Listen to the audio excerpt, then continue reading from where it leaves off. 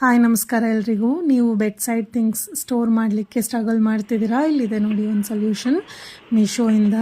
Usually ಮನೆಯಲ್ಲಿ ಹಿರಿಯರು ಮತ್ತು ಮಕ್ಕಳು ಏನಾದರೂ ಹುಡುಕಿ ಅಂದರೆ ತುಂಬ ಸ್ಟ್ರಗಲ್ ಮಾಡ್ತಾರೆ, ಮತ್ತು ಹಿರಿಯರಿಗೆ ಬೆಡ್ ಇಳಿದು ಹತ್ತೋದು ತುಂಬ ಕಷ್ಟ ಆಗುತ್ತೆ. ಇದರಲ್ಲಿ ನೋಡಿ, ಇದು ಪೌಚ್ ಸಿಗುತ್ತೆ. ಇದನ್ನು ನೀವು ಬೆಡ್ ಹಿಂದೆ ಇರೋ ವುಡನ್ ಪ್ಲ್ಯಾಂಕಿಗೆ ಹ್ಯಾಂಗ್ ಮಾಡಿದರೆ ಆಯಿತು.